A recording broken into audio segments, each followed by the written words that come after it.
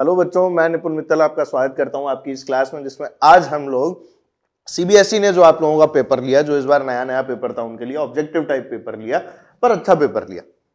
ठीक है, ऐसे कोई एम्बिगुअस सवाल वगैरह नहीं डाले, अच्छे सवाल जो हैं वो आप लोगों के लिए डाले और आपके स्तर के ऊपर ही सवालों को पूछा गया कि अगर हम लोग बोर्ड की तैयारी कर रहे हैं तो उसके हिसाब के सवाल जो है वो डाले गए। ठीक है, कुछ क्वेश्चंस तो ऑब्वियस हैं, एक आध सवाल तो अच्छा सवाल देंगे ही सही, जिससे कि थोड़ा बहुत तो अटकने का मौका आपको भी मिले और उनको भी खुशी हो इस बात की कि हमने बच्चों को अटका दिया। राइट, तो इस वाली खुशी के मद्देनजर पेपर के अंदर 3-4 सवाल ऐसे थे जो आप लोगों को ठीक लगे होंगे और उसके अलावा जितने भी सवाल थे वो आपके नीट के स्तर से नीचे के सवाल थे। तो अगर आप लोग नीट की या मान लीजिए जेईई मेंस की तैयारी कर रहे हैं और आप लोग क्लास 12th के अंदर हैं तो आप लोग इस वाले पेपर को हलवे की तरह सॉल्व कर सकते हैं, आपको कोई दिक्कत नहीं आएगी। और मोस्ट प्रोबेबली टर्म 1 का जो पार्ट है वो आप लोग जहां कोचिंग में, जहां भी ऑनलाइन, जहां पर भी पढ़ रहे हैं वहां पर सब कुछ खत्म हो चुका है टर्म 1 से रिलेटेड जितनी भी कहानी है। और आपको बेटा सीबीएसई टर्म 1 में जो हमारी तरफ से पढ़ाया गया था उस वाले पार्ट के अंदर सब कुछ एज इट इज मैचिंग आया। कई सवाल ऐसे कैसे मैच हुए डेटा चेंज करने के बाद में, उसके बारे में भी हम लोग चर्चा करेंगे। पर आइए आज हम लोग पेपर का जो डिस्कशन है वो करते हैं। तो पेपर पूरा वैसा ही था बेटा, कॉपी बुक पेपर था, कहीं कुछ भी नया नहीं था।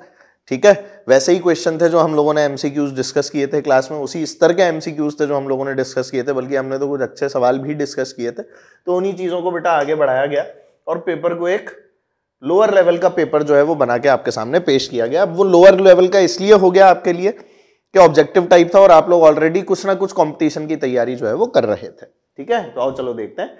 एक नेगेटिवली चार्ज ऑब्जेक्ट है बेटा जेड एक्स, जिसको रिपेल किया किसी दूसरे ऑब्जेक्ट वाई ने। तो किसी नेगेटिवली चार्ज ऑब्जेक्ट को या तो बेटा नेगेटिवली चार्ज ऑब्जेक्ट रिपेल कर सकता है या फिर न्यूट्रल। ठीक है, बिल्कुल कर सकता है सर। चलो भाई, तो एक आंसर तो हमारा न्यूट्रल होगा ही होगा, वॉट एवर इट इज। और साथ में क्या लगा हुआ है, however an object Z is attracted to object Y. तो ये जो वाई है ना हमारे पास में, ये वाई या तो नेगेटिव है या न्यूट्रल है ना, ऐसा हम लोगों को दिख रहा था। और फिर ऐसा बोला कि एक दूसरा ऑब्जेक्ट लेकर आया जिसका नाम था जेड और वो अट्रैक्ट हो गया बेटा वाई के साथ में। तो y के साथ में अगर अट्रैक्ट हुआ तो y से अट्रैक्ट तो तभी हो सकता है जब वो पॉजिटिव रहो, ठीक है, या फिर कैसा रहो बेटा, न्यूट्रल रहो। तो अट्रैक्शन की अगर हम लोग यहां पर बात कर देंगे तो ये वाला ऑब्जेक्ट जो है वो कैसा रह सकता है, most possibility of the object z, which of the following is the most possibility। तो either it should be neutral और it should be positively charge, यही एक पॉसिबिलिटी जो है वो यहां पर बनती है। भाई इंडक्शन से चार्ज हो गया तो एक अलग बात है। ठीक है, तो C option will be the right answer for you, यहां पर जो आप लोग देख सकते हैं। समझ गया बेटा? चलो भाई, इंडक्शन भी तो होता है ना, अगर आप लोग किसी पॉजिटिवली चार्ज बॉडी को किसी न्यूट्रल बॉडी के पास में लेकर आ गए, देखो ऐसे, ये मेरे पास में मान लो एक पॉजिटिवली चार्ज बॉडी जो है वो मौजूद है। अब ये जो पॉजिटिवली चार्ज बॉडी हो, इसको जब आप लोग एक न्यूट्रल बॉडी के पास में लेकर आओगे तो यहाँ पर इसके माइनस माइनस इकट्ठे तो हो ही जाएंगे ना। तो मैं उसी के बारे में बात कर रहा हूँ। तो ऐसे में क्या हो जाता है बेटा, अट्रैक्शन जो है ना वो तो हो ही जाता है, रिपल्शन नहीं होता। ये इसको अपने पास खींचेगा, ये इसको अपने पास खींचेगा, तो they will come close to each other, right. It is due to induction. अब जो फंडा है वो इंडक्शन का लग जाता है, इसलिए हम लोग ये बात करते हैं। तो आंसर इज ऑप्शन सी। ठीक है, चलो भाई नेक्स्ट क्वेश्चन। सब क्वेश्चन डिस्कस किए हुए हैं क्लास के अंदर। इलेक्ट्रो भी अगर आप लोगों ने मुझसे नीट वाली क्लास में या जेईई की क्लास में पढ़ा होगा तो उसके अंदर भी इस तरह का क्वेश्चन हमने डिस्कस किया, जिसमें मैंने आपको बताया था कि श्योर टेस्ट ऑफ चार्जिंग क्या होता है। एनीवेज आपको याद है कि नहीं ये तो मैं नहीं कह सकता, पर मैंने पढ़ाया है ये मैं जरूर कह सकता हूं। तो आइए बेटा, in an experiment 3 microscopic latex spheres are spread into a chamber and became charged with charges 3, 5e, -3। तो ठीक है, अब तीनों को कांटेक्ट में ले आए for a moment and got separated. तो तीनों कांटेक्ट में लाके अगर आप लोग सेपरेट करोगे तो इसमें से क्या पॉसिबल वैल्यू जो है वो फाइनल चार्ज की हो सकती है। तो नेट चार्ज तो कंजर्व रहने वाला है, तो 3, 5, 8, 8 में से 3 गए तो 5। ठीक है, 5 ही आपके पास में नेट बचेगा। तो देख इसको तो सिरे से काट दे, क्योंकि 3 ही 3.5 ही जैसा तो कुछ होता नहीं है दुनिया में, है ना। 3 ही तो होता है, 3.5 ही 5.5 ही नहीं होता, -4 ही कैन एग्जिस्ट। तो ये तो खत्म। अब नेट 5 ही किसके अंदर आ रहा है, देखो 5e, 5e 10, 10 - 4 6, ये आंसर नहीं हो सकता। 6, 6, 12, 12 में से 7 गया तो 5, ये आंसर होगा। ठीक है, 5 और 7 कितने हो गए बेटा, ये 12, 12 में से 8 गए तो 4e बचा। तो हमारा आंसर तो बी ऑप्शन है। खत्म कहानी, नेट चार्ज का कंजर्वेशन लगाया और कुछ नहीं। ठीक है, an object has a charge of 1 coulomb and gains 5 × 10⁻18 electrons. Net charge on the object becomes, देखो अगर कोई ऑब्जेक्ट 5 × 10⁸ इलेक्ट्रॉन्स को गेन कर रहा है तो Q की वैल्यू क्या होती है बेटा, N ही होती है, ये तो हम लोग जानते हैं। इतने इलेक्ट्रॉन्स अगर वो गेन कर रहा है, यानी कि ये जो हम लोग प्लस माइनस एनी लिखते हैं उसमें माइनस एनी वाली जो वैल्यू है वो आ जाएगी। एन की वैल्यू क्या दे रखी है बेटा 5 × 10 की पावर 18, ठीक है। और ई की जो वैल्यू है वो क्या होती है 1.6 × 10 की पावर -19, राइट। तो ये कितना हो गया 5 × 1.6 यानी कि 8 इंटू 10 की पावर कितना हो गया 18 और -19 तो बेटा -1 तो 0.8 कितना हो गया बेटा 0.8 हो गया आपके पास में। अब आपके पास में इनिशियली जो चार्ज है ना, मैक्सिमम लोगों ने 0.8 देख के आंसर जो है वो लगा दिया था कि भैया -0.8 इज द राइट आंसर। जो मैं हमेशा बोलता हूँ ए ऑप्शन से बचना चाहिए, वही लोगों ने आंसर जो है वो ऑलरेडी टिक कर चुके हैं वो -0.8 निकाल के। और ये क्वेश्चन में गलती मैं बता रहा हूँ अच्छे अच्छे बच्चों ने की होगी, नहीं मानो तो मान लेना इस वाली बात को, पक्का की होगी। क्वेश्चन में ऑलरेडी आपको कितना चार्ज गिवन है, ये बहुत अच्छा सवाल है कंसेप्चुअल। 1 कूलम का चार्ज ऑलरेडी गिवन है और ये +1 कूलम है, ठीक है। +1 कूलम अगर आपको पहले ही गिवन था और आपको -0.8 कूलम और मिल गया तो नेट कितना बचा, नेट जो आपके पास में बचा वो यहां पर कितना बचेगा 1 - 0.8 कूलम यानी कि 0.2 कूलम। ये आप लोगों का आंसर है ऑप्शन डी, तो गलती मत करना, ठीक है। ये वही क्वेश्चन था जिसमें बहुत सारे बच्चों ने गलती की है ना। ये देखो भैया चिल्ला चिल्ला के बताई हुई बात याद रखना याद रखना याद रखना। तो Kirchhoff first rule and second rule where the symbols have their usual meanings are respectively based on, तो हम लोग जानते हैं बेटा sigma i = 0 conservation of charge, और जो आपका सिग्मा IR = E के बराबर होता है ये आपका कंजर्वेशन ऑफ एनर्जी, यानी KVL इधर लिखा हुआ है और KCL जो है वो वहां लिखा हुआ है। हम लोग अच्छे से जानते हैं चार्ज और एनर्जी कंजर्वेशन पे बेस्ड है रिस्पेक्टिवली, तो आंसर इज ऑप्शन डी। तो भाई इलेक्ट्रिक पावर कौन परेशान कर रहा है, किसको दिक्कत हुई, हाँ बहुत अच्छा कर लो दिक्कत, मुझे क्या। तो electric power consumed by 220 volt 100 watt bulb when operated at 110 voltage. देखो कुछ जगह पर मैं कैलकुलेशन आपके लिए छोड़ूंगा, है ना, हाँ तरीका आपने को पता होना चाहिए क्वेश्चन को सॉल्व करने का। तो अगर मैं बेटा रेजिस्टेंस निकालूं इस वाले बल्ब का तो वो तो रेटेड पावर से आएगा। रेटिंग क्या है आपकी भाई, पावर का जो फॉर्मूला है वो क्या होता है आपके पास V²/R। अभी हम लोग रेटेड की बात कर रहे हैं, ठीक है। तो R की वैल्यू हो जाएगी V²/P, V बोलो 220 का स्क्वायर अपॉन पावर क्या दिया है बेटा 100 वाट। तो ये तो आपका रेजिस्टेंस आ गया जो फिक्स वैल्यू है। अब आप इसको कहां चला रहे हो 110 वोल्ट के ऊपर, तो जब आप लोग अब पावर कंज्यूम्ड लिखोगे इसकी, है ना, तो वो क्या आ जाएगी V²/R। तो कंज्यूम्ड पावर के अंदर रेजिस्टेंस तो फिक्स रहेगा बेटा, V² का मतलब 110 × 110 डिवाइडेड बाय R बोलो, तो ये हो गया सर 220 × 220 डिवाइडेड बाय 100। ठीक है बेटा, 0 से 0 0 से 0, वाह 11 से 2 11 से 2 कितना हो गया ये 25 वाट है क्या, बिल्कुल ए ऑप्शन इज 25 वाट। मजे की बात, क्लास का एग्जाम्पल, इसके थ्रू मैं आप लोगों को एक कंसेप्ट समझाता हूं कि किस तरह से आपकी पावर कंज्यूम जो है वो आती है। तो अगर आप लोगों ने मेरी क्लास कभी भी अटेम्प्ट की है ना, और अटेंड की है किसी भी जगह पर बैठ के आप लोगों ने अगर मेरी क्लास देखी है, तो मेरी क्लास का सवाल है जो एज इट इज डेटा के साथ में मैच हुआ है, ठीक है, डेटा मैच फ्रॉम क्लास, ऐसा क्या ऐसा क्वेश्चन।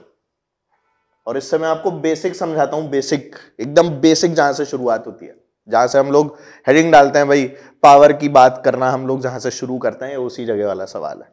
इंडिया का बल्ब, अमेरिका का बल्ब, अगर तुम्हें याद आ रहा हो यही आंसर निकाल के देता हूं इफ यू रिमेंबर, ठीक है। एनीवेज आ जाओ भाई आगे बढ़ते हैं। Which of the following has negative temperature coefficient, वाह भाई वाह, ऑप्शन सी, बताने की जरूरत ही नहीं है, अल्फा नेगेटिव, याद आ रहा है कुछ, हाँ। 2 wires carrying current I1 and I2 lie on a slightly above, अच्छा, one slightly above the other in a horizontal plane as shown in the figure, region of vertically upward strongest magnetic field is। तो मुझे ये बताना है कि अगर I1 वाला तार ऐसे था, I2 वाला तार ऐसे था, एक दूसरे के ऊपर रखे थे ऐसे, ठीक है, ऐसे रखे हुए थे, एक तार यूं जा रहा और एक तार ऐसे जा रहा, तो ये मेरी उंगली के ऊपर मैंने एक तार और रख दिया, ऐसे करंट जा रहा है और उंगली की डायरेक्शन में करंट जा रहा है। तो अगर हम लोग देखें इसके अंदर करंट के रीजन्स को हम लोग चेक करने की कोशिश करें, तो चलो चेक करते हैं। करंट ऐसे जा रहा था तो ऐसे घुमाऊंगा तो यहां से करंट अंदर जाता हुआ दिखेगा, यहां से करंट बाहर आता हुआ दिखेगा, इस वाले पोर्शन से भी जो आपकी मतलब मैग्नेटिक फील्ड जो है वो बाहर आती हुई दिखेगी, तो यहाँ पर बी जो है वो बाहर है, I2 के कारण भी यहाँ पर बी जो है वो बाहर है इधर, क्योंकि मैं ऐसे करूंगा, थंब रूल भी लगाऊंगा, मतलब अगर मैं पाम रूल भी यूज करता हूं तो ऐसे करके इस पोर्शन में बी बाहर आएगी, तो यहाँ पर आपकी B2 जो है बेटा वो भी कहाँ गई, बाहर। चल इस पोर्शन में देख, I1 के कारण बाहर और I2 के कारण अंदर, ठीक है। तो एक की क्रॉस है और एक की डॉट है, तो बेकार है ना। तो स्ट्रॉन्गेस्ट कब होगी, जब दोनों की सेम डायरेक्शन में मिल जाएगी। तो बाहर की तरफ सेम डायरेक्शन में मिल गई मेरे को, reason 2 is the right answer. ज्यादा सोचने की अब जरूरत ही नहीं है। तो reason 2 is the right answer, क्योंकि मेरे को वर्टिकली अपवर्ड वाली बतानी थी। इसमें एक रीजन ऐसा भी है क्या जिसके अंदर दोनों अंदर है, चेक कर लो भाई। मैं यहां पर देखूं इस वाले पोर्शन में तो अंदर जाती हुई दिखेगी सर, बिल्कुल दिखेगी क्रॉस, और I2 के कारण भी यहां पर क्या दिखेगी मुझे, क्रॉस। तो लोगों को 2 और 4 में कंफ्यूजन होना चाहिए। पर अब क्वेश्चन पढ़, वर्टिकली अपवर्ड वाली बतानी है। वर्टिकली अपवर्ड किसमें आ रही है, ये बाहर बाहर, और इसमें कहां जा रही है, अंदर अंदर। तेरे को वर्टिकली अपवर्ड बतानी है, इसीलिए आंसर 2 है तेरा। क्लैरिटी? अदरवाइज इसमें सेम है, पर इसमें वर्टिकली अंदर है और इसमें वर्टिकली कहां है बेटा, बाहर। That's the difference which the question is making. तो यहां पर इसको क्वेश्चन को पढ़ना आपके लिए बहुत जरूरी है। ये सब क्वेश्चन हम लोगों ने देखे हुए हैं, बहुत आसानी से हम लोग इनको सॉल्व करते हैं। आओ भाई, तो नेक्स्ट सवाल में आपको 2 पैरेलल कंडक्टर्स दिए हैं carrying current of 4 amperes and 10 amperes, place 2.5 centimetre apart in vacuum, force per unit length. अरे यार, ये क्वेश्चन तो करवाने वाला है ही नहीं। क्लास में करवाते तो हैं कि F/L की जो वैल्यू है वो क्या होती है, mu not I1 I2 upon 2πr। Just put the value, सिर्फ वैल्यू पुट करनी है भाई। ध्यान रखना R की जो वैल्यू है वो सेंटीमीटर में गिवन है, तो 2.5 इंटू 10 की पावर -2 पुट करना, क्योंकि आपका आंसर देखो सब मीटर में है, न्यूटन पर मीटर, न्यूटन पर मीटर, n पर m, n पर m, ठीक है। सामने खड़ा है nm और यहाँ पर क्या है, n पर m, ठीक है। तो you can solve by putting the values, ये आपका काम है, ठीक है ना बेटा। On putting the values your answer will be option D. ये आप लोग कर सकते हो, बहुत ईजी है। Next, if an ammeter is to be used in place of a voltmeter, अगर मैं वोल्ट मीटर की जगह एक अमीटर यूज करना चाहता हूं, ठीक है, then we must connect with the ammeter. हम ऐसे में अमीटर से क्या कनेक्ट करें, तो बेटा अमीटर से हमेशा हम लोग पैरेलल में एक लो रेजिस्टेंस जो है वो कनेक्ट करते हैं, एंड दैट लो रेजिस्टेंस या स्मॉल रेजिस्टेंस, ठीक है, इज कॉल्ड व्हाट, शंट। उसका नाम क्या रखते थे तुम लोग, याद है, शंट। शंटवा जो है वो हमेशा पैरेललवा के अंदर ही जुड़ता है, तो शंटवा को किधर जोड़ने का है, पैरेलल में, और इसीलिए बेटा आप लोगों को क्या मिलेगा, low resistance in parallel is the right answer, ठीक है। बहुत आसान सवाल है ना, सब क्लास का किया हुआ, सब कुछ क्लास का, कुछ ऐसा है ही नहीं जो बाहर का हो। Everything has been done in class already. तो magnetic field at the centre of a current carrying circular loop of radius r is b1, ठीक है भाई। किसी लूप के बारे में आप लोगों को बताया हुआ कि यहाँ पर जो मैग्नेटिक फील्ड है वो b1 है, ऐसा आपको बोल दिया है। अब बेटा ये जो मैग्नेटिक फील्ड आप लोगों को यहाँ पर b1 के बराबर दे रखी है, इसकी वैल्यू क्या होती है जल्दी से बताना। सर्कुलर लूप, तो सर b1 की जो वैल्यू है वो होती है mu naught I upon 2r, ये हम लोगों को पता है। दूसरा क्या दिया, magnetic field at a point on its axis is eight a distance r। अच्छा, एक्सिस के ऊपर कोई पॉइंट और है जो कि r डिस्टेंस के ऊपर मौजूद था, जितना इसका रेडियस उतनी ही डिस्टेंस के ऊपर एक पॉइंट था, मान लेता हूं p है, ठीक है। इसके ऊपर जो मैग्नेटिक फील्ड है वो क्या दे रखी है, इस पॉइंट के ऊपर b2 के बराबर दे रखी है। तो आपको रेशो क्या बताना है बेटा, b1 अपॉन b2। तो ये बेटा एक्सेस के ऊपर जो b होती है उसकी वैल्यू क्या होती है, mu naught I r square divided by क्या कर दूं बेटा, r square plus x square raise to the power 3/2, ठीक है। और अब यहां पर आप लोग क्या कर सकते हैं बेटा, x की जो वैल्यू है उसको r पुट करके देख सकते हैं। जैसे ही आप x की वैल्यू r पुट करोगे तो p पॉइंट के ऊपर आपकी जो मैग्नेटिक फील्ड है वो आ जाएगी, और ये मैग्नेटिक फील्ड आते से ही आपको सारे आंसर जो है बेटा वो मिल जाएंगे, b1 b2। आपको क्या लेना है, रेशो ही तो निकालना है। इसमें x की जगह r पुट करो, ये पता ही है म्यू नॉट I तो कट ही जाएंगे, और बाकी यहाँ पर r जब पुट करोगे तो अपने आप इसका आंसर आ जाएगा। Take the ratio, you will get your answer, ठीक है। चलो और देख, ठीक है बच्चों। तो ये सवाल तो हो गया हमारा, बढ़िया सा एक सवाल था जिसका रेशो आप लोग यहाँ पे निकाल सकते हैं। नेक्स्ट क्वेश्चन देखते हैं बेटा। तो self inductance of a solenoid आप लोगों को दे रखा है बेटा, 600 टर्न्स का सोलेनोइड है, 108 मिली हेनरी का आपको सेल्फ इंडक्टेंस जो है उसकी वैल्यू गिवन है। Self inductance of a coil having 500 turns with the same length, length अगर सेम दे दी तो मजा ही आ गया, सेम रेडियस और सेम मीडियम, सब कुछ ही सेम दे दिया। तो सेम लेंथ दे दी, सेम मीडियम दे दिया, तो बेटा ऐसे में आपका जो L होता है यानी जो सेल्फ इंडक्टेंस होता है उसकी वैल्यू की अगर बात करूं तो वो प्रोपोर्शनल टू n स्क्वायर हो जाती है। मतलब कि हम क्या लिख सकते हैं कि L1 अपॉन L2 जो है उसकी वैल्यू क्या आ जाएगी बेटा, n1 square upon n2 square के बराबर। अब तो आपको वैल्यूज पुट करनी है, ठीक है, यहाँ क्या आ गया बता भाई, यहाँ अपने पास में हो गया ये वैल्यू जो आपको दिख रही है। अगर मैं इस वैल्यू की बात करता हूँ तो ये वैल्यू कितनी आ रही है बताइयो। ये वैल्यू हमारे पास आ रही है 108 मिली हेनरी इसका दिया है और 600 टर्न्स दिया है, तो 108 इज इक्वल टू यहाँ पर क्या आ गया बेटा 600 इंटू 600 डिवाइडेड बाय यहाँ पर कितना आ गया 500 टर्न है और अपने को इसका इंडक्टेंस ही तो निकालना है, तो इसको L2 रहने दो और यहाँ क्या कर दो बेटा 500 इंटू 500 सॉल्व कर लो, आंसर आ जाएगा। तो नॉर्मल सा क्वेश्चन ये आपको बताया ही गया है क्लास में, ठीक है। नेक्स्ट आंसर ऑप्शन डी आ जाता है भाई, है ना। तो RMS current in a circuit connected to a 50 hertz AC sources 15 ampere, तो आई आरएमएस आप लोगों को गिवन 15 एम्पियर के बराबर है। Value of current in the circuit 1/600 second after the instant, तो फ्रीक्वेंसी आपको कितनी गिवन है 50 हर्ट्ज, तो अगर आपको ओमेगा निकालना है तो क्या लिखोगे 2 पाई एफ, ये हो गई बेटा आपकी 100 पाई, और टाइम आपको कितना गिवन है क्वेश्चन के अंदर 1/600 सेकेंड्स। अपने को इंस्टेंटेनियस बात करनी है ना, after the instant the current is 0, value of the current in the circuit, तो ठीक है I is equal to I naught sine omega t होता है भाई, ठीक है। आई नॉट क्या हो जाएगा, आई आर एम एस दिया है तेरे को 15 एम्पियर, तो आई नॉट क्या हो जाएगा I R M S times of √2 यानी 15√2 साइन ऑफ ओमेगा, बोलना ओमेगा कितना 100 पाई मल्टीप्लाइड बाय टाइम है बेटा 1/600, तो यहाँ आप देखेंगे तो ये आपके पाई/6 आ जाएगा, ठीक है। तो कितना हो गया 15√2 साइन ऑफ पाई/6, साइन पाई/6 मतलब 30 यानी 1/2, तो 15/√2 एम्पियर आंसर आ रहा है, ठीक है। ए ऑप्शन, काफी आंसर ए ऑप्शन है वैसा, है ना। In a circuit the phase difference between alternating current and source voltage is pi/2, because the following cannot be the elements of the circuit, ठीक है। C में होता है, L में भी होता है, ठीक है, C और L में होता है, L और C में भी होता है, L एंड R में नहीं होता। इसके अंदर तो कुछ 37 डिग्री के अराउंड आता है आंसर, ये तो पता ही है आपने को, क्योंकि इस क्वेश्चन में कैनॉट भी पूछा है। कई लोग कैन भी सोच के पहले ही ऑप्शन लगा देते हैं, आगे के तो ऑप्शन ही नहीं देखते, ऐसी गलती मत करना बेटा। क्वेश्चन में कैनॉट बी के बारे में आपसे बात की गई है, तो कैनॉट बी का थोड़ा सा आप लोगों को ध्यान रखना पड़ेगा, ठीक है। चलो और देखते हैं, let's see question number 14। Electric potential at any point is given by v equals to 3x², x is in metre, electric field at a point 1,0,2। अच्छा ठीक है, तो अपने को क्या बोला, v की वैल्यू 3x² दी है ना, तो e की वैल्यू क्या होता है -dv/dx कर लो सीधे सीधे, तो -dv/dx करूंगा तो कितना आ जाएगा -6x आ जाएगा, तो 6 वोल्ट पर मीटर अलॉन्ग -x एक्सिस, खत्म। इसमें मैं क्या बताऊंगा, A option is the right answer, check. देखो मैं बोल रहा था ये ऑप्शन कई बार आया। 15 which of the diagrams correctly represents the electric field between two charge plates if a neutral conductor is placed, ठीक है भाई, न्यूट्रल कंडक्टर रखा, ये न्यूट्रल है, ये न्यूट्रल है, न्यूट्रल है भाई साहब, ऊपर पॉजिटिव प्लेट है और नीचे नेगेटिव प्लेट है, ठीक है। तो जो इलेक्ट्रिक फील्ड लाइंस होंगी वो तो ऊपर से नीचे आएंगी, पर बीच में एक कंडक्टर डाल दिया आपने। अब कंडक्टर डाल दिया है तो पॉजिटिव के कारण क्या हो जाएगा बेटा, उसके बगल में यहाँ पर क्या हो जाएगा माइनस माइनस इकट्ठा हो जाएगा।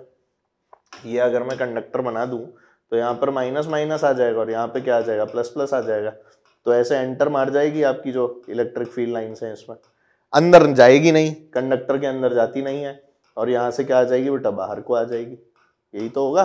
और यहाँ वाली लाइन बेटा ऐसे सीधे सीधे चली जाएंगी, है ना। इस तरह का लूप बनता रहेगा यहाँ पे, क्योंकि इसके पास है ना बेटा, तो वो कर्व ले लेगी ऐसे हल्का सा, ऐसे ये वाली भी कर्व ले लेगी, इधर वाली इस तरह से हो जाएंगी कर्व्ड, ऐसे इधर वाली भी यहाँ पे ऐसे कर्व ले लेंगी और यहाँ वाली ऐसे कर्व ले लेंगी। तो ऑप्शन डी जो है वो आपका सही जवाब है, देख के भी लग जाता है कि ऑप्शन डी है, तो ज्यादा कोई रिसर्च करने की जरूरत नहीं पड़ती इसमें, ठीक है। अगला सवाल देखो बेटा, एक वेरिएबल कैपेसिटर है, उसको 200 वोल्ट की बैटरी से जोड़ दिया गया है। Its capacitance is change from 2 microfarad to x microfarad. अगर मैंने 2 माइक्रोफेरेड से इसका कैपेसिटेंस क्या कर दिया बेटा x माइक्रोफेरेड कर दिया, तो decrease in energy of the capacitor is 2 × 10⁻² joule, तो x की वैल्यू क्या होगी। तो देखो भाई, अगर हम लोग एनर्जी के बारे में बात करते हैं ना, तो एनर्जी जो हम लोग लिखेंगे ऐसे में, जो आपकी इनिशियल एनर्जी होगी ½ CV², C की वैल्यू बोलो, C की वैल्यू 2 है इनिशियल, है ना, तो 2 × 10⁻⁶ मल्टीप्लाइड बाय V बोलो बेटा 200 × 200, ठीक है ना। चलो ये तो इनिशियल वाली आ गई। फाइनली 2 से आपने x कर दिया, तो जब E फाइनल लिखोगे तो आपके पास आ जाएगा ½ × x × 10⁻⁶ × 200 × 200, पोटेंशियल ड्रॉप तो बेटा वही है, इसके अंदर तो कोई चेंज है नहीं। और आपको बोला कि decrease in energy of the capacitance. Decrease in energy का मतलब क्या होता है कि इनिशियली ज्यादा थी और फाइनली कम है, डिक्रीज यानी कि लॉस।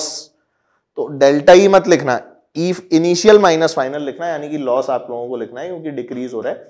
तो आपका E initial minus E final जो है ना बेटा वो आपको लिखना है। Once you have to write E initial minus E final, तो इनिशियल बोलो कितना है बेटा, इनिशियल ये वाली वैल्यू लिखी है और इसकी वैल्यू आपको दे रखी है 2 × 10⁻⁻² जूल्स। अब तो सॉल्व करना है। तो जैसे ही आप सॉल्व करते हैं तो आप लोगों को आंसर जो है वो आपका मिल जाता है, आपको कोई दिक्कत नहीं आती है। आई बेटा क्लैरिटी? ठीक है भाई, तो इस प्रकार से हो गया, right? Done done done done. X की वैल्यू यहां से आपको डायरेक्टली मिल जाएगी, यही तो आपको निकालना है, ये वैल्यू मिल जाएगी। सब कुछ नोन है बाकी का, इस वैल्यू को निकाल लो। ठीक, next, potential difference of 200 volt is maintained across a conductor of resistance 100 ohm. 200 volt का पोटेंशियल डिफरेंस हम लोग लगाते हैं। Number of electrons passing through it in 1 second. ठीक है, 1 सेकेंड में कितने इलेक्ट्रॉन्स जो है वो पास हो रहे होंगे? तो I इज इक्वल टू क्या होता है भाई, Q/T होता है ना। और इसके अलावा I को हम लोग क्या लिख सकते हैं, V/R लिख सकते हैं। हमें निकालना है बेटा नंबर ऑफ इलेक्ट्रॉन्स। तो if you have to find the number of electrons, तो n की वैल्यू क्या आएगी, Q को n ही लिख दो। तो हमने Q की जगह क्या लिख दिया, Ne/T इज इक्वल टू बेटा V/R। ठीक है, यहां से आपको फाइंड आउट करना था n, तो n की वैल्यू क्या हो गई बेटा, VT/ER, है ना। 1 सेकंड की बात की है तो टाइम तो 1 सेकंड आ ही गया। V की वैल्यू है बेटा 200, E हो जाएगा आपका 1.6 × 10⁻⁻19 और R कितना दिया हुआ है बेटा 100। सॉल्व कर लो, ये आ गया आपका 2, तो basically 2/E is the right answer.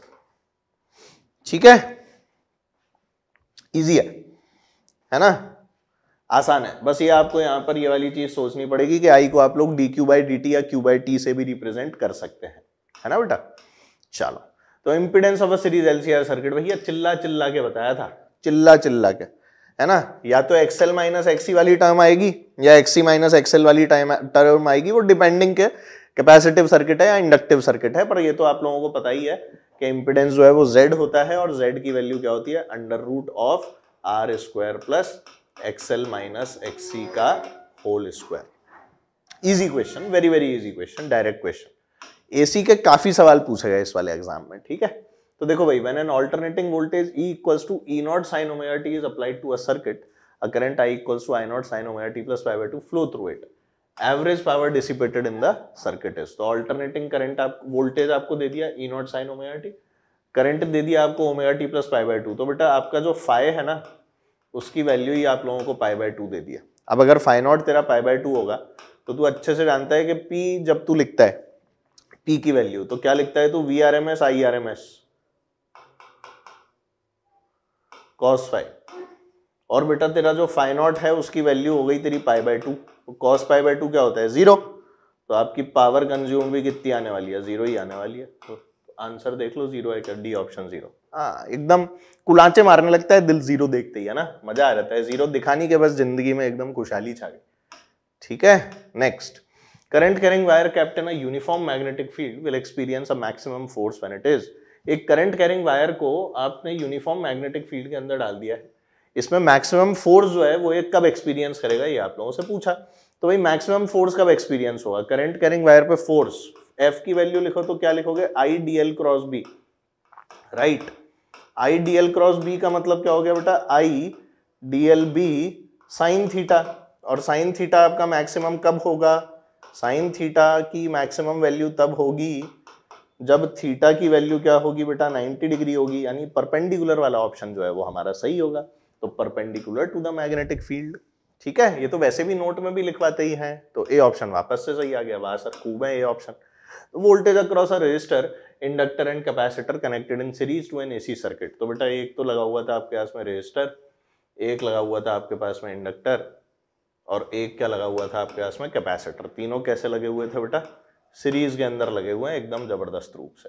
ठीक है, इसके अक्रॉस क्या दिया हुआ है, 20 वोल्ट, इसके अक्रॉस दिया हुआ है 15 वोल्ट, और इसके अक्रॉस कितना दिया हुआ है, 30 वोल्ट। मजा ही आ गया।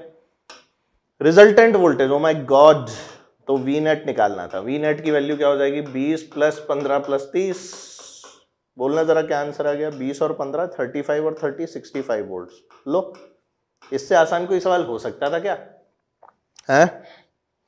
बहुत सारे बच्चों ने इन दोनों को जोड़ के इसको घटा दिया, किसी ने इन दोनों को जोड़ के इसको घटा दिया, पता नहीं भैया क्या दिमाग लगाया। मेरे पास में मैसेज आया, सर मैंने ऐसे किया। मैंने बोला बहुत अच्छा काम किया, इससे अच्छा काम तो तुम कर ही नहीं सकते। किसी ने ये दोनों जोड़ के ये घटा दिया, किसी ने ये दोनों जोड़ के ये घटा दिया, किसी ने ये दोनों जोड़ के ये घटा दिया, आंसर तो सबसे ही आता है। ठीक है, पर ये कौन सा चमत्कार था, मेरे को भी तो बताओ।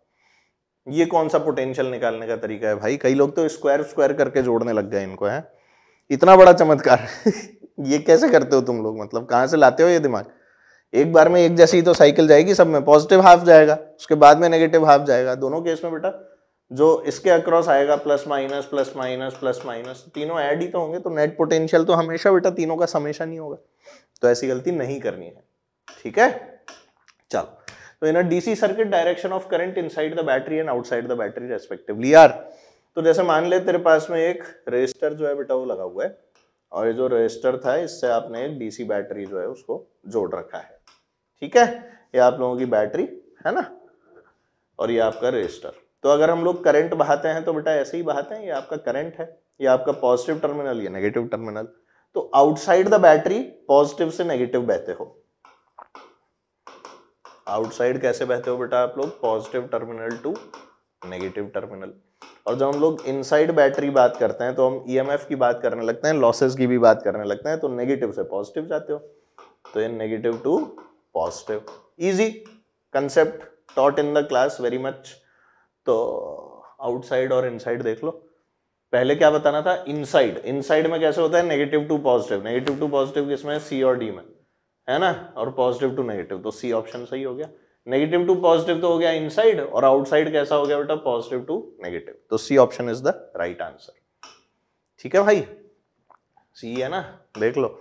Magnitude of electric field due to a point charge 2q at a distance r is e। 2q के कारण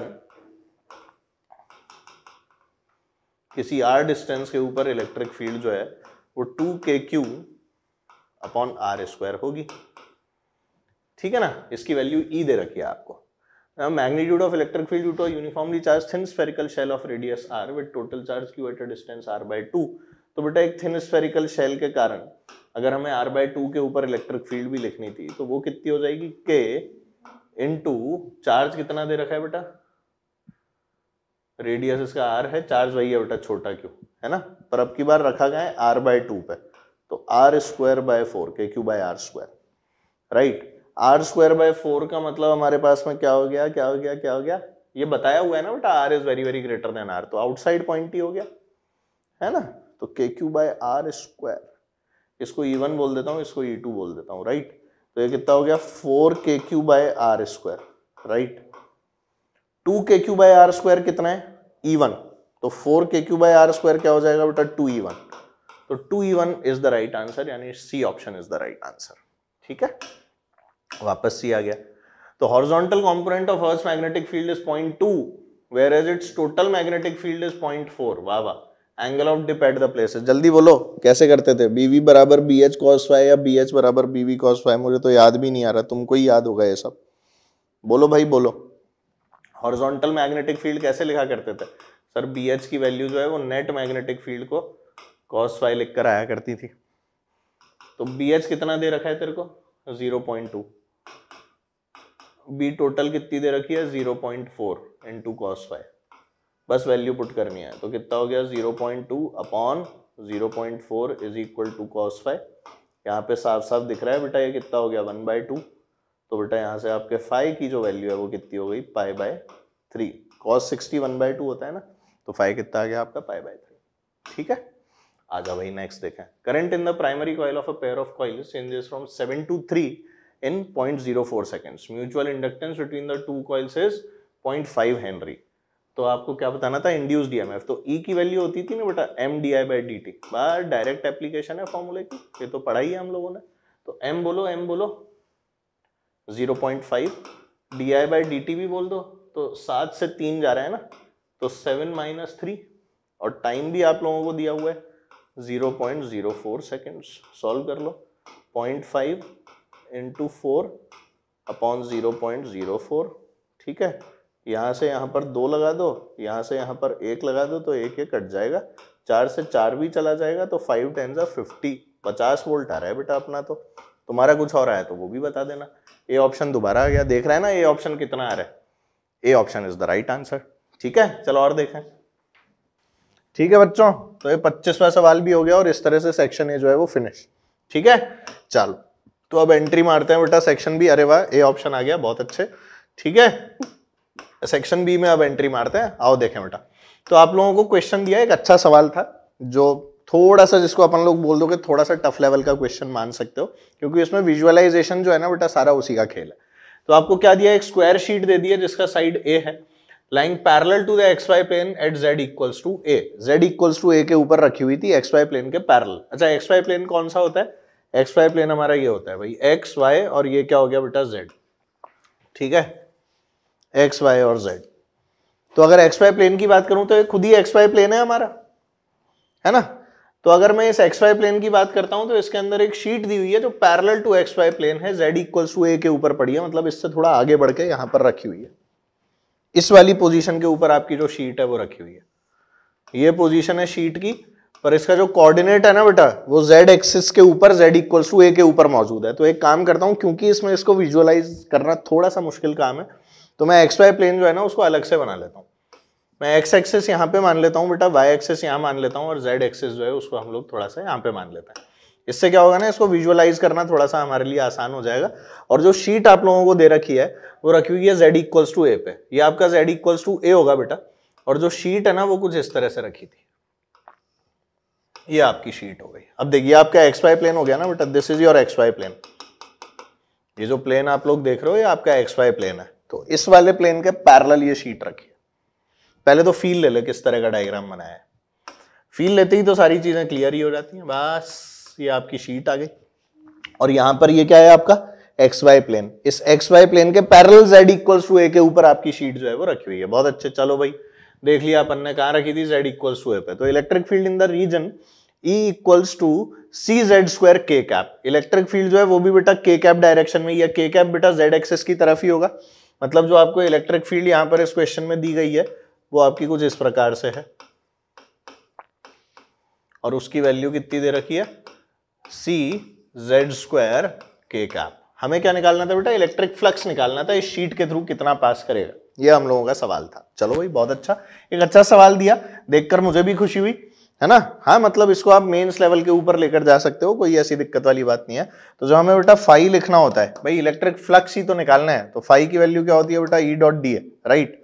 तो E डॉट डी ए करना था, और अपने को जो शीट की साइड है वो A दे रखी है, तो इसका एरिया वेक्टर कहाँ होगा, ऊपर की तरफ ही होगा, है ना। ये इसका एरिया वेक्टर हो गया ऊपर को। A वेक्टर की जो वैल्यू है वो क्या आ गई, A स्क्वायर K कैप, और E वेक्टर भी इधर ही था, तो डॉट प्रोडक्ट लूंगा अगर मैं, E की वैल्यू क्या है, CZ स्क्वायर K कैप, और इसका डॉट किससे करना है, एरिया वेक्टर यानी A स्क्वायर K कैप के साथ में, तो आपके पास आ जाएगा CZ स्क्वायर A स्क्वायर। हो गया, लो आंसर आ गया। ठीक है, कुछ मैच कर रहा है क्या, CZ स्क्वायर A स्क्वायर तो मैच ही नहीं कर रहा, तो Z equals to A put कर दो ना भाई। Z इक्वल्स टू A के ऊपर रखा था, तो आप लोगों को क्या पुट करना है, Z equals to A। Z की वैल्यू A जैसे ही पुट करेंगे तो हमारा क्या आ जाएगा, C, और उसके बाद में A square into A square, C times of क्या हो गया बेटा, A square into A square. Answer क्या हो गया, C इंटू A की पावर 4। लो हो गया क्वेश्चन, है क्या बेटा ऑप्शन में, CA की पावर 4, CA की पावर 4, ये रहा, ये ऑप्शन आपका आंसर है। बहुत सारे बच्चे इसका आंसर 0 लगा के आते हैं, उनको लगता है फ्लक्स की बात कर रहे हैं, कुछ तो 0 ही होगा। कई लोग इसको बेटा उस फंडे से सॉल्व करने की कोशिश करते हैं, जितनी लाइन घुसी उतनी लाइन निकली। भाई साहब ये क्लोज फिगर नहीं है, एक शीट है, तो बहुत ध्यान से करना चाहिए। ठीक है, इसके अंदर आप लोग चाहते अगर तो आप लोग इसको क्यूब कंप्लीट करके भी कर सकते थे, वो वाला सवाल जो है उससे भी हो जाता है, क्यूब कंप्लीशन से भी हो जाता है बेटा। इसी तरह की साइड्स और बना देता, एक यहाँ बनाता, एक यहाँ बनाता, एक नीचे बनाता, एक आगे बनाता, एक पीछे बनाता, उससे भी सॉल्व कर सकते थे क्लोज लूप मान के। अंदर जितनी गई उतनी बाहर आई, नेट 0 मान के भी ये वाला क्वेश्चन जो है सॉल्व हो जाता। तो इस तरह के क्वेश्चन कर सकते हैं, ठीक है, इनमें दिक्कत नहीं आती। वेरिएबल इलेक्ट्रिक फील्ड वाला क्वेश्चन था, है ना, तो एक अच्छा सवाल आपको यहाँ पर देखने को मिला, काफी अच्छा लगा मुझे ये क्वेश्चन। ये क्वेश्चन सभी लोगों को सॉल्व करके एक बार देखना चाहिए, ठीक है, एक अच्छा सवाल आपको कंपटीशन की तैयारी भी करवाता है। चलो भाई नेक्स्ट क्वेश्चन देखते हैं। तो आपको दिया 3 charges Q minus Q Q not. भाई यहाँ पर क्या रखा है Q, यहाँ रखा है माइनस Q और सेंटर पे रखा था बेटा Q naught. Are placed as shown, magnitude of the net force on the charge Q naught at point O। Q naught पे कितनी फोर्स लगेगी भैया ये बताना है। तो Q नॉट यहाँ पर था, ये वाला Q इसको धक्का मारेगा इधर, this will be F due to Q। इसकी वैल्यू क्या हो जाएगी K Q Q naught upon A का स्क्वायर, और माइनस Q इसको पास खींचेगा, तो माइनस Q अगर इसको पास खींचेगा तो F due to minus Q क्या हो जाएगी K Q Q naught upon A square. दोनों फोर्सेस बराबर हैं तो नेट इसका बेटा इधर को आ जाएगा F नेट, और ये जो F नेट आएगा इसकी वैल्यू क्या हो जाएगी √2 टाइम्स ऑफ F, और F आपके पास में बराबर है ही सही, है ना। अरे मैंने डायरेक्शन लगा दी तो अब माइनस साइन लगाने की जरूरत थोड़ी है, डायरेक्शन तो पुट कर ही दी ना। तो आपका जो आंसर है वो F नेट कितनी आ जाएगी बेटा √2 टाइम्स ऑफ F, तो √2 इंटू F, F बोलना कितना है K Q Q naught upon A square. K की वैल्यू आपको क्या पुट करनी है बेटा 1/4 pi epsilon not Q Q naught upon A square. ये आप लोगों का आंसर है, ठीक है, इजी क्वेश्चन राइट। अब इसको सॉल्व कर ले, √2 को 4 से काट दे, हो जाएगा। कौन परेशान कर रहा है, कोई बात नहीं, कर लो, है ना। हाँ आ जाओ भाई। तो क्वेश्चन नंबर 28 पर आता है। अ 3 नैनोकूलम charge Q is initially at rest at a distance of 10 from a 5 nanocoulomb charge fixed at the origin। ठीक है, charge Q is moved away from Q to a new position 15 centimetre, ये भी बेटा centimetre में ही दे रखा है। In this process work done by the field, field का work done निकालना है। अब देखो इसके अंदर जो मेजर कंफ्यूजन बच्चों को होता है ना, कि आपको वर्क डन जो है वो फील्ड का लिख कर दिया हुआ है, और ये आपको चिल्ला चिल्ला के वाली बात बताई गई थी कि जब भी आप कंजर्वेटिव फोर्स का वर्क डन निकालते हैं तो आप लोग माइनस Q डेल्टा V करते हैं, और जब आपको कुछ भी नहीं लिखा जाता क्वेश्चन में तो आप लोग हमेशा एक्सटर्नल फोर्स का वर्क डन निकालते हैं, और तब आपका आंसर Q डेल्टा V होता है। ये बात आपको बताई गई है, तो यहाँ आपको माइनस Q डेल्टा V करना है, ये बात तो आप लोग देख लो, ठीक है। तो 3 नैनोकूलम का चार्ज, ठीक है, Q जो रेस्ट पर था, डायग्राम बना ले, है ना, at a distance of R1 10 centimetre from a 5 nanocoulomb charge. तो ओरिजिन के ऊपर जो चार्ज रखा था वो क्या था बेटा 5 नैनोकूलम का, नैनोकूलम मतलब 10 की पावर -9, है ना। और 3 नैनोकूलम का चार्ज कहां था बेटा 10 सेंटीमीटर पे मौजूद था, 3 नैनोकूलम, ठीक है। इसका नाम अपन ने Q रख रखा है, कैपिटल Q। अब इसके साथ क्या किया गया, इसको हम लोगों ने किसी नई पोजीशन पर ले गए 15 सेंटीमीटर पे, लो भाई। तो this has been brought here, whatever be the path, उससे कोई फर्क नहीं पड़ने वाला। ये वाली डिस्टेंस के ऊपर अब ये 3 नैनोकूलम जो है वो आ चुका है। In this process work done by the field, तो बेटा आपको तो पोटेंशियल लिखना है, क्योंकि वर्क डन की वैल्यू क्या होती है कंजर्वेटिव फोर्स की माइनस Q डेल्टा V, और बेटा आपकी डेल्टा V की जो वैल्यू है वो हमारे पास क्या आ जाएगी बेटा KQ बाय R1, तो R2 माइनस R1 हो जाएगा, KQ by R2 minus KQ by R1। Values को पुट करो और आंसर निकालो, हो गया बेटा क्वेश्चन, देख लो, ठीक है भाई। जो चार्ज उठा के ले जा रहे हो वही तो ले, है ना। Q की वैल्यू कितनी है ये आप लोग जानते हो, इसके कारण यहां पोटेंशियल, इसके कारण यहां पोटेंशियल, दोनों लिख ले, आंसर आ जाएगा तेरे पास, ठीक है ना भाई। Q डेल्टा V हो गया, डन डना डन है ना भैया, चेक कर लो। कोई समस्या हो किसी भी प्रकार की तो अभी पूछ लो, अब तो बस क्वेश्चन को सॉल्व करने का काम रह गया आपके पास, ठीक है। चलो next, a car battery is charged by a 12 volt supply and energy stored in it is 7.2 into 10 की power 5 joule. Charge pass through the battery is, car की बैटरी को 12 वोल्ट से साथ चार्ज किया ना आपने, तो एनर्जी इतनी आ गई। तो एनर्जी का मतलब क्या है बेटा, वर्क डन। भाई अपन लोग जो पोटेंशियल एनर्जी लिखते हैं असल में उसको भी क्या लिखते हैं बेटा, जो हम लोग पोटेंशियल एनर्जी डिफाइन करते हैं वो पोटेंशियल एनर्जी असल में वर्क डन ही तो होती है, जो हम लोग वर्क डन करते हैं असल में यही तो है बेटा पोटेंशियल एनर्जी। तो अगर हम लोग वर्क डन और पोटेंशियल एनर्जी को एक मानते हुए चल रहे हैं तो हम लोग जो Q इंटू V लिख रहे हैं, Q डेल्टा V जो लिख रहे हैं, उसको हम लोग पोटेंशियल एनर्जी के भी लिए लिख सकते हैं, क्योंकि पोटेंशियल को जब डिफाइन करते हैं तो U अपॉन Q से ही तो डिफाइन करते हैं पोटेंशियल को, और इसमें U जो है वो क्या है आपकी पोटेंशियल एनर्जी इलेक्ट्रोस्टैटिक वाली। तो यहाँ से U की वैल्यू जो है वो Q इंटू V आ जाती है। हमें क्या निकालना है ये बता दो, हम लोगों को निकालना था चार्ज, यानी Q की वैल्यू अगर मुझे निकालनी है तो मेरे को U अपॉन V जो है वो करना है। और U का मतलब क्या है बेटा W, तो W हमें कितना दे रखा है, या एनर्जी स्टोर्ड 7.2 इंटू 10⁵ और V कितना दिया हुआ है 12, यही आपका आंसर है। और क्या हो गया, तो ये 6 का टर्म आएगा, 6 का टर्म आ रहा है क्या कहीं पे, ये आ रहा है 6 इंटू 10⁴ खत्म। अरे 12 छक्के 72 हो गया। तो it's a very very easy question, अगर आपको फॉर्मूले वगैरह याद हैं तो डायरेक्ट सॉल्व हो जाएंगे, इस तरह के सब क्वेश्चन आपके किए हुए, कोई डरने वाली बात ही नहीं है भाई।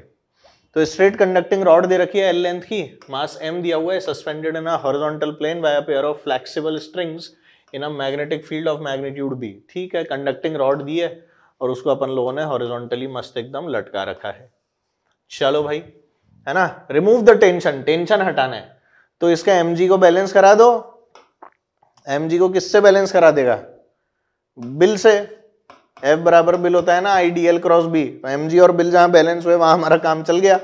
तो mg बराबर बिल, आपको तो करंट की वैल्यू निकालनी है ना, कितना करंट बहाओगे, तो I की वैल्यू कितनी हो जाएगी, mg अपॉन BL, देख लो आंसर आ रहा है क्या, mg upon BL, mg upon BL, C option is the right answer. अरे तो कितनी बार क्लास में करते हैं अपन लोग, नेट फोर्स जीरो करने वाला क्वेश्चन, एफ नेट क्या कर देनी है आपको इसके ऊपर, जीरो। अब एफ नेट अगर आप लोग जीरो करना चाहते हो तो उसके लिए mg के ऑपोजिट क्या लगा दो बेटा, बिल लगा दो, जैसे ही लगाओगे बिल तो अपने आप ही नेट फोर्स जीरो हो जाएगा, है ना।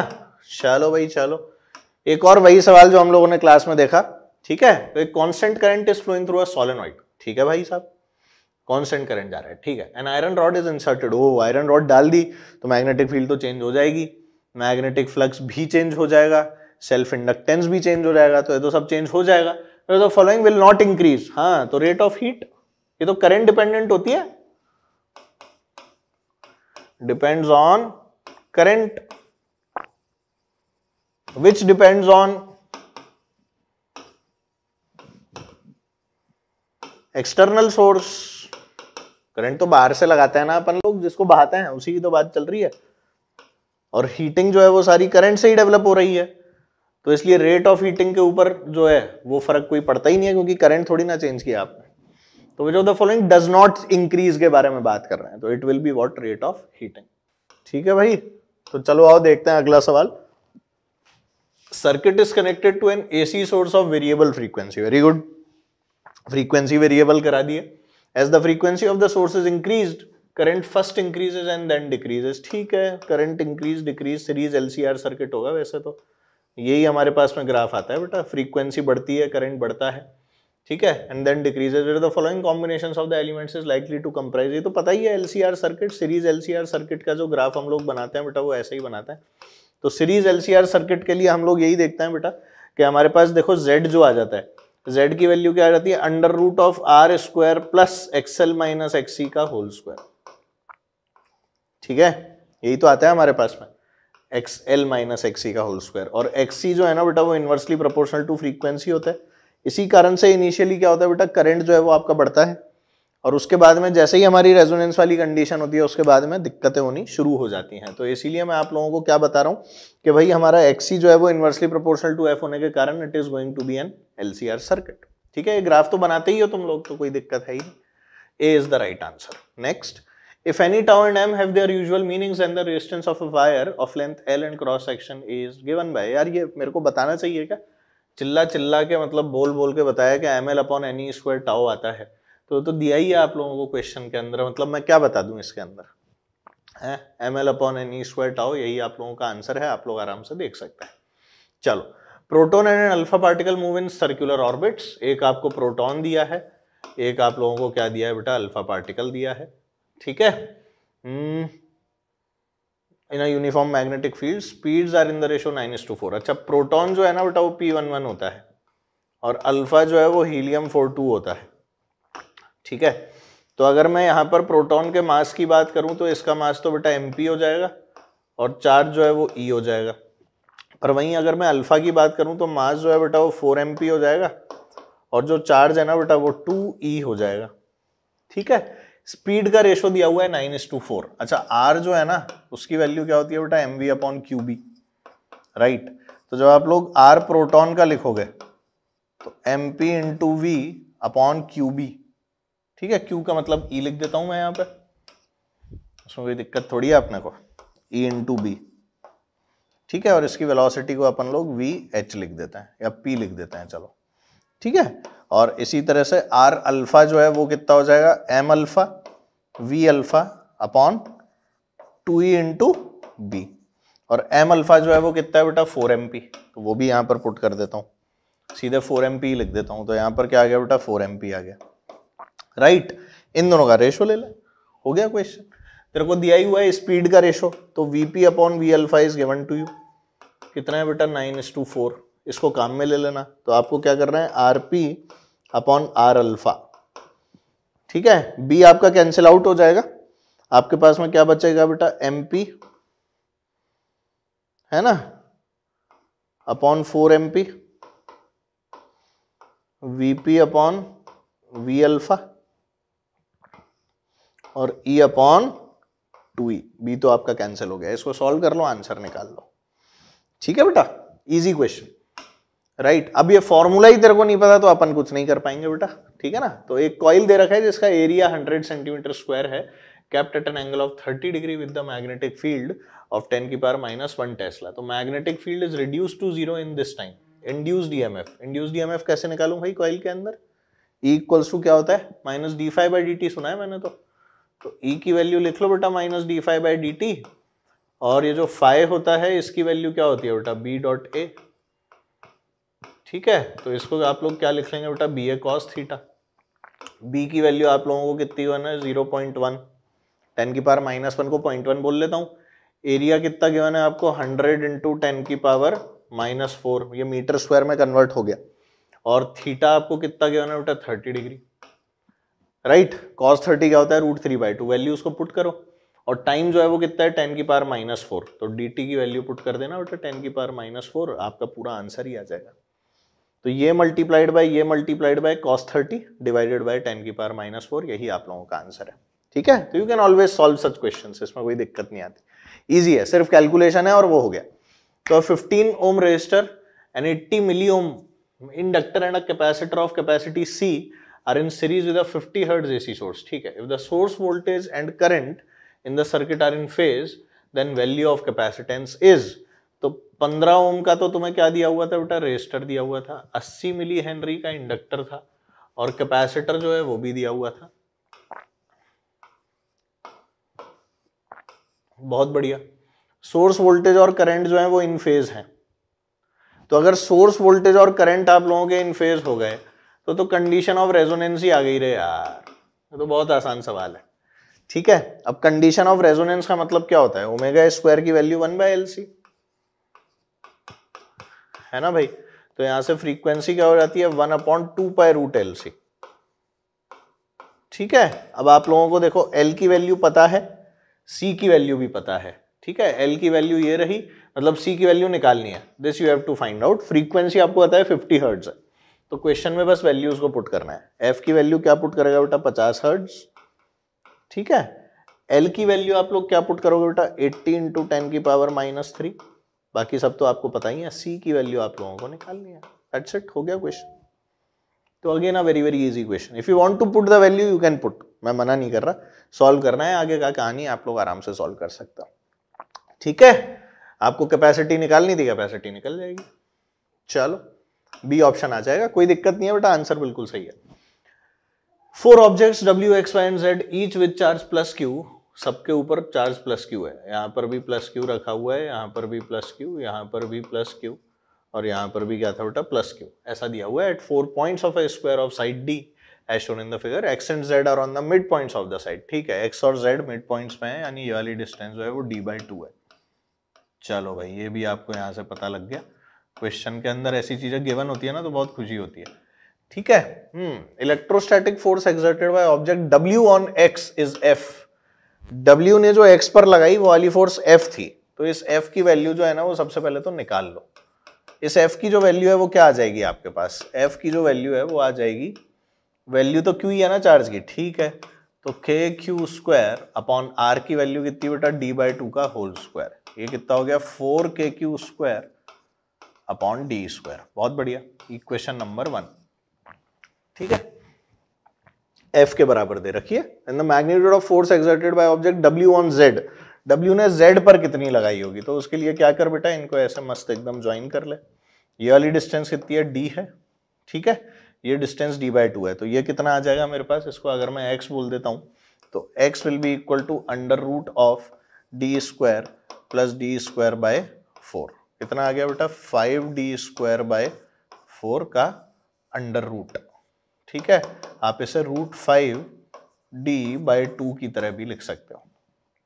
तो अब W जो Z के ऊपर फोर्स लगाएगा उसकी वैल्यू क्या हो जाएगी बेटा, F' बोल देता हूं इसको, तो क्या आ जाएगा बेटा, KQ² अपॉन √5d/2, मतलब कि 5d²/4, तो ये कितना हो गया, 4KQ² अपॉन 5d², ये आपकी F' आई है। अब 4KQ²/d² तो देखा हुआ सा लग रहा है मेरे को, सर ये तो F है, तो F/5 आपका आंसर है। F/5 है क्या ऑप्शन में, बी ऑप्शन, देख लो, ये देखो ना, ये वैल्यू क्या है आपकी, ये लिखिए, तो आपका आंसर क्या हो गया, ये F/5, इससे कंपेयर करके लिखना है आपको, तो बी ऑप्शन आ गया डायरेक्ट। तो देखो अब फोर्स निकालनी है, ये तो आसान होता है क्वेश्चन, ठीक है। चलो, two sources of equal EMF are connected in series, this combination is in turn connected to an external resistance R, ठीक है, दो इक्वल EMF के सोर्सेज हैं बेटा, उनको सीरीज के अंदर जोड़ा गया है, और ये जो कॉम्बिनेशन है वो किसी कैपिटल R से कनेक्टेड है।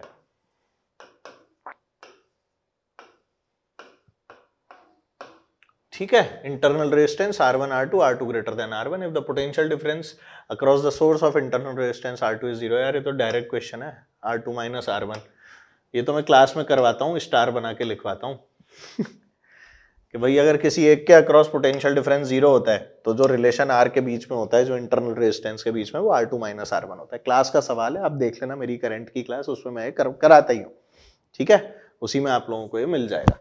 तो चलो, if the potential difference across the source is 0 then R equals to, तो मैं करवा भी देता हूँ, ऐसी भी कोई दिक्कत नहीं है, कर भी लेंगे तो भी कोई बड़ी बात नहीं है। हम लोग I की जब वैल्यू लिखेंगे तो कितना आ जाएगा बेटा, 2E upon R plus R1 plus R2, yes.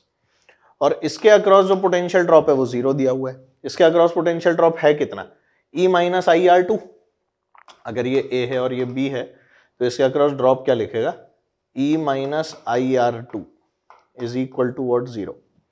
I की वैल्यू यहां से पुट कर दो, तो E माइनस I कितना बेटा, 2E upon R plus R1 plus R2 into कितना बेटा, R2, and this is equal to 0। इसको सॉल्व कर ले, ठीक है, सॉल्व तो तुझे को करना है।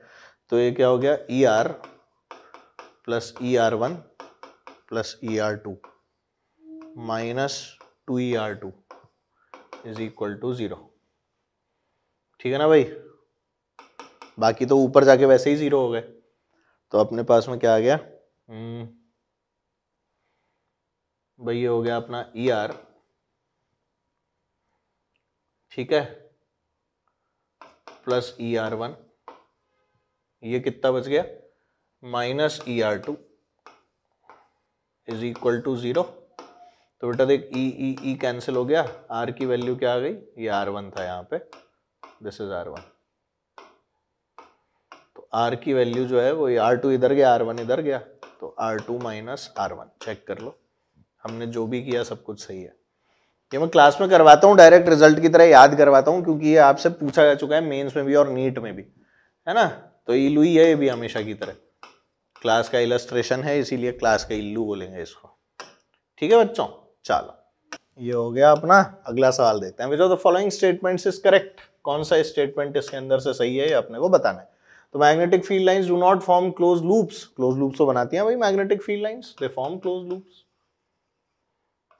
तो ये स्टेटमेंट तो गलत है ना। ये वाला स्टेटमेंट क्या हो गया तुम्हारा, इनकरेक्ट हो गया भाई, ये INC हो गया है तो इनकरेक्ट हो गया, ठीक है। Magnetic field line start from north pole and end at the south pole of a magnet, असल में फिनिश ऑफ तो होती नहीं है, तो फिनिश ऑफ अगर नहीं होती है पर आउटसाइड द मैग्नेट तो यही कहानी चल रही होती है, जैसा हम लोग जानते हैं कि अगर मैं एक ऐसे बार मैग्नेट बना लूँ, ऐसे नॉर्थ और ऐसे साउथ को मार्क कर दूं, तो इन दैट केस जो हमारी मैग्नेटिक फील्ड लाइंस हैं वो कुछ इस प्रकार से आपको देखने को मिलती हैं, आउटसाइड द मैग्नेट और इनसाइड द मैग्नेट की कहानी थोड़ी सी अलग अलग होती है बस, क्योंकि इनसाइड द मैग्नेट की जब हम लोग बात करते हैं तो साउथ से नॉर्थ जाती हैं, और जब आउटसाइड द मैग्नेट के बारे में हम लोग बात करते हैं तो नॉर्थ से साउथ जाती हैं।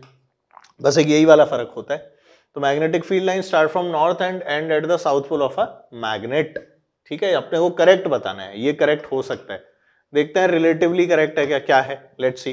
Tangent at a point on a magnetic field line represents the direction of the magnetic field at that point. ये तो बिल्कुल ही करेक्ट है, एकदम खतरनाक रूप से करेक्ट स्टेटमेंट है, कोई दिक्कत नहीं है। ठीक है, और टू मैग्नेटिक फील्ड लाइंस में इंटरसेक्ट ईच अदर, ये तो बिल्कुल ही इनकरेक्ट है भाई साहब। ठीक है, तो इसके रिलेटिवली इसको अगर देखें तो ये इनकरेक्ट है, तो C will be the right answer, क्योंकि ये बिल्कुल सही है। देख इसके अंदर अगर तू क्लोज लूप की बात करें, इनसाइड आउटसाइड तो लिखा ही नहीं है, तो इसलिए बी ऑप्शन तो गलत है।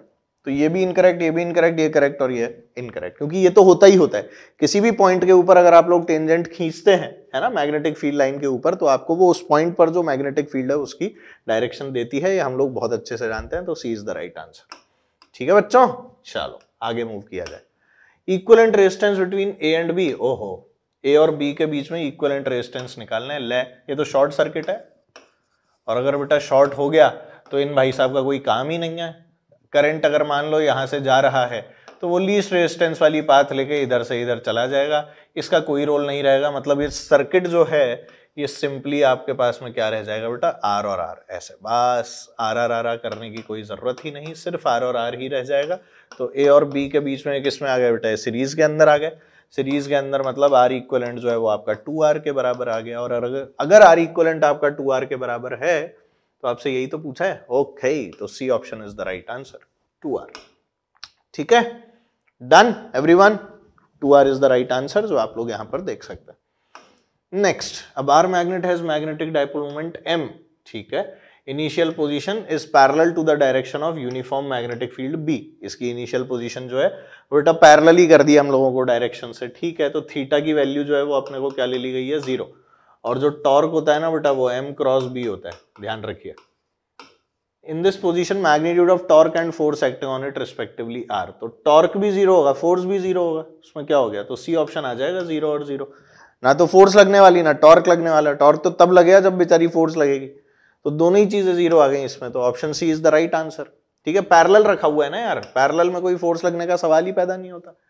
तो भाई देख ले, इसमें दो चार्ज हैं 14 और -4 माइक्रोकूलम के। एक अच्छा सवाल है वापस आपके सामने, कहाँ रखा है, -12 और 12 पे। ठीक है भाई, -12 और 12 के ऊपर रखे हैं ये -12।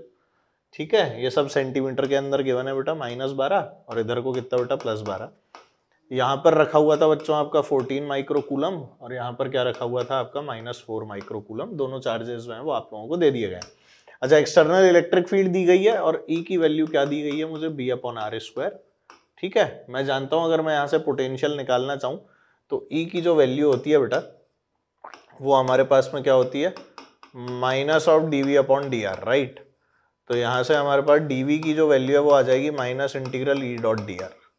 तो चलो इसको अपन लोग जरा अप्लाई जो है वो कर लेते हैं और देख लेते हैं कि यहाँ पर क्या होने वाला है। तो E.dr अप्लाई करो, E.dr बोलो भाई क्या आ जाएगा। E की वैल्यू हमारे पास में गिवन है, तो dV की वैल्यू हो जाएगी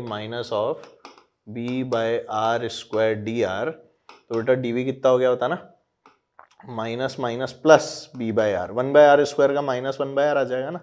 तो V की वैल्यू आपके पास में कितनी आ गई बेटा, B/r। ठीक है, अब ये जो V आपके पास में B/r आ गया है, इसके कारण इसके पास जो पोटेंशियल एनर्जी है उसकी वैल्यू क्या हो जाएगी बेटा, Q1V1। और इसके पास जो हो गई वो कितनी हो गई बेटा, Q2V2।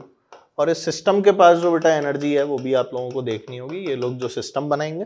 ठीक है, तो इसको U1 बोल देता हूँ, इसको U2 बोल देता हूँ, और सिस्टम की एनर्जी जो U3 है वो कैसे आएगी बेटा, KQ1Q2 divided by r²। r मतलब इस बार 24 है भैया, -12 है +12 है ना, तो ये वैल्यू तो आपको पुट करनी ही पड़ेगी। जब आप लोग बेटा यहाँ पर r पुट करोगे इस वाले फॉर्मूले में, v की वैल्यू जब आप B/r रखोगे तो r की वैल्यू +12, Q2 की वैल्यू -4, और ऐसे ही यहाँ पर बेटा -12 और ये +14। ठीक है, तो जब आप नेट करोगे तो आपके पास में पोटेंशियल एनर्जी जो है वो निकल के आ जाएगी। ध्यान रखें वैल्यूज सारी किसके साथ में रखनी है, वैल्यूज जो है वो सब साइन के साथ में पुट करनी है। ठीक है, तो solve and check your answer. चलो आगे बढ़ते हैं। A 300 ohm resistor and a capacitor of 25 upon pi microfarad are connected in series to a 200 volt source. ठीक है, तो ये तो नॉर्मल एसी का सवाल है। आपने एक चीज अगर नोटिस की हो तो ये शायद आपने नोटिस की होगी कि एसी के जबरदस्त सवाल है, मतलब खूब सवाल पूछे हैं। एसी को तो मतलब ऐसा कर दिया कि एसी का तो एसी चला के छोड़ दिया हमारे ऊपर, है ना। 25 अपॉन पाई, ठीक है। Connected in series 200 volt 50 hertz की सप्लाई आप लोगों को गिवन है। चलो बहुत अच्छा। करंट इन द सर्किट, तो आई कितना होता है बेटा, आई होता है आपका V बाई जेड, और जेड की जो वैल्यू है वो क्या हो जाती है under root of R square plus XC का स्क्वायर। एक्सी की वैल्यू क्या होती है 1 अपॉन ओमेगा सी, ओमेगा की वैल्यू क्या होती है बेटा 2 पाई एफ, यानी कि 100 पाई आ जाएगी है।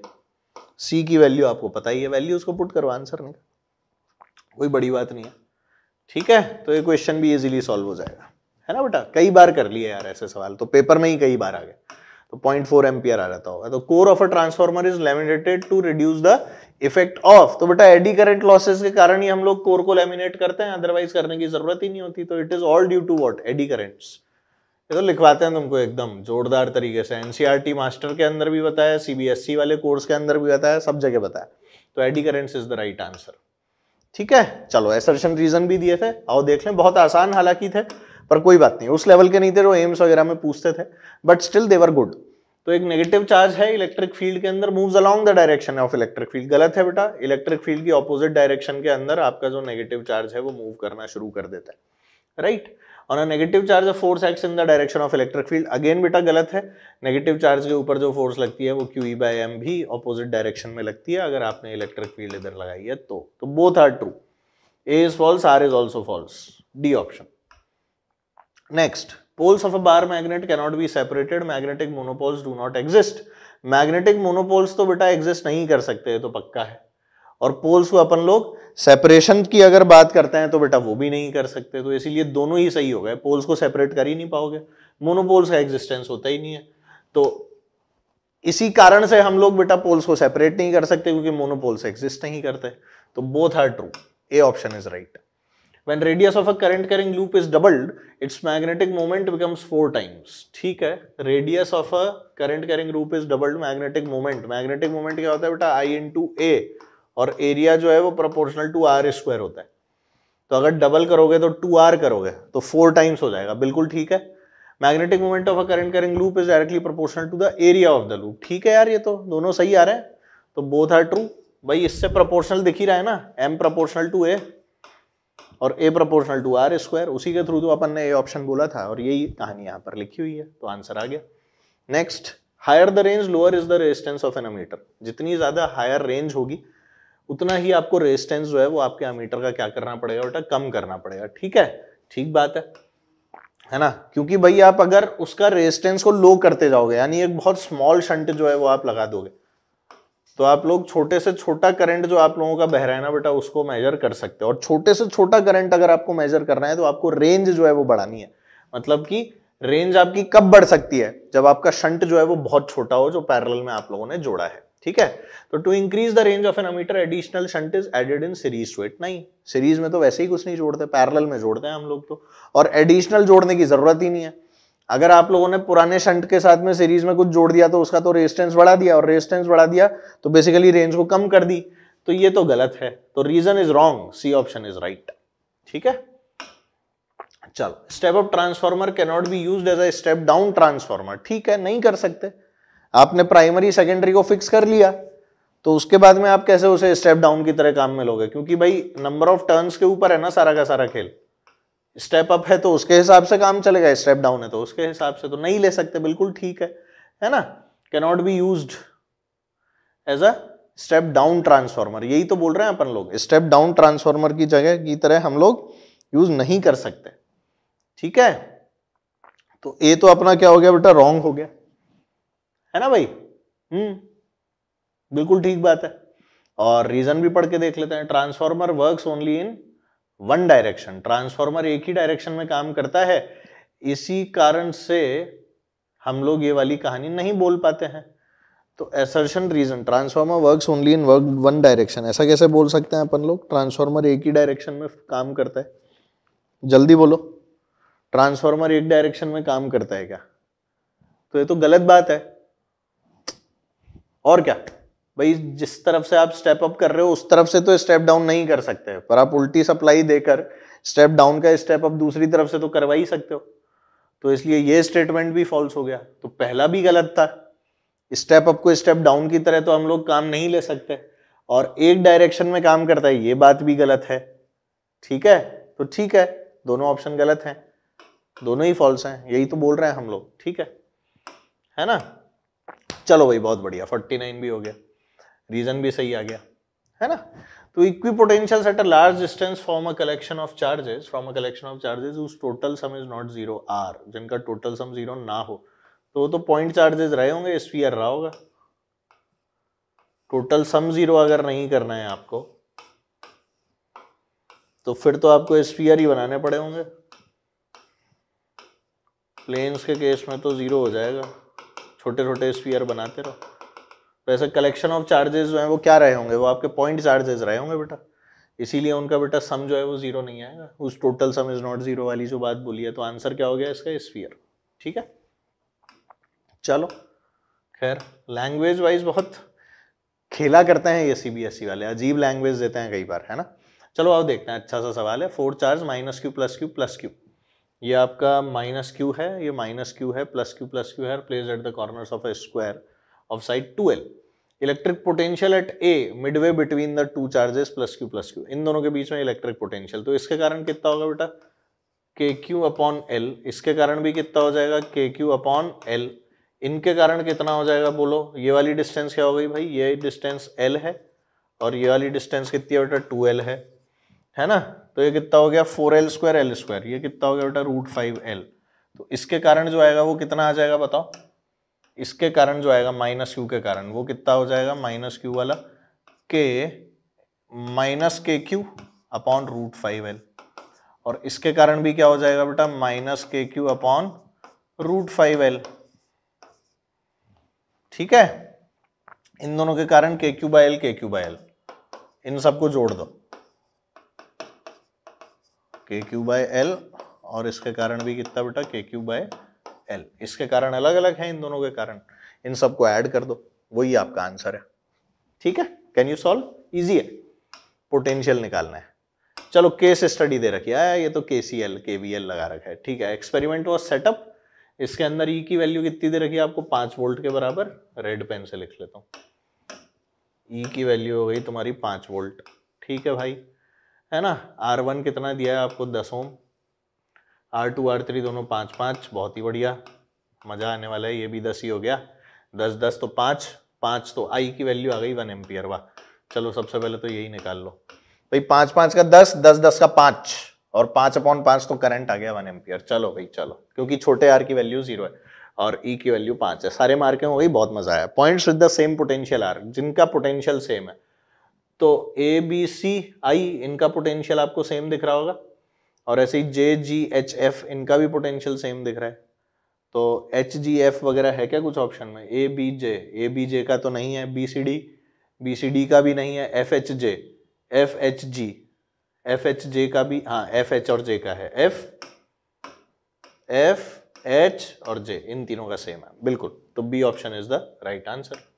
ठीक है, next, current through branch BG कौन सी ब्रांच है? बीजी ये वाली ब्रांच है। तो बेटा अगर आपका टोटल करंट जो है वो आपका अगर 1 एम्पियर जा रहा है, ये भी 10 है, ये भी 10 है, तो आधा एम्पियर इधर चला जाएगा, बिग डील। तो 1/2 एम्पियर इधर और 1/2 एम्पियर इधर, तो ½ एम्पियर है क्या ऑप्शन में? C option is right. Power dissipated in R1, power की वैल्यू क्या होती है बेटा? पावर होती है आप लोगों की I² R1, I का मतलब 1/2 का स्क्वायर, और R1 कितना था बेटा? 10। पुट द वैल्यू 10, तो 10/4 2.5 वोल्ट, 2.5 वोल्ट ही तो आया रे। हाँ 2.5 वॉट हो गया ना बेटा, हो गया क्वेश्चन। अगला देख लो, पोटेंशियल डिफरेंस अक्रॉस R3 ये है ना बेटा, इसके अक्रॉस आपको पोटेंशियल डिफरेंस जो है वो बताना है। चलो बताओ क्या होगा भाई, ये दोनों बराबर हैं, इसके अक्रॉस ड्रॉप कितना है? अगर हम टोटल ड्रॉप देखें तो 5 वोल्ट है ना, टोटल ड्रॉप कितना है 5 वोल्ट है, तो आधा हो जाएगा, सीधे सीधे 2.5 वोल्ट का ड्रॉप आ जाएगा। इसको तो सॉल्व करने की भी जरूरत नहीं है, बहुत आसान है, लो खत्म ही हो गया। तो इस प्रकार से बेटा ये जो पेपर है इसकी सॉल्विंग हम लोगों ने कर ली है, पेपर सॉल्विंग आपकी खत्म होती है। कोई अगर सवाल में आपको एम्बिग्विटी लिखे तो बेटा जरूर से बताइएगा, ठीक है। वैसे तो एम्बिग्विटी हम लोगों ने खत्म कर दी है, एक आध सवाल की जो थी, पर अगर लगे कोई ऑप्शन मैचिंग वगैरह के अंदर कुछ गड़बड़ हुई है तो आप लोग बताना, सॉल्व जरूर करना क्वेश्चन को और मेरे साथ में डिस्कस करना, ठीक है। मेरा टेलीग्राम ग्रुप वगैरह आप लोग ज्वाइन कर सकते हो। हमारे वीडियो को जरूर से लाइक कर दीजिए, चैनल को सब्सक्राइब कर दीजिए, क्योंकि बाकी कोर्सेज आप लोगों के लिए बहुत जबरदस्त हम लोग और लाने वाले हैं। तो बी देयर, मिलते हैं आप लोगों से, bye bye, see you, take.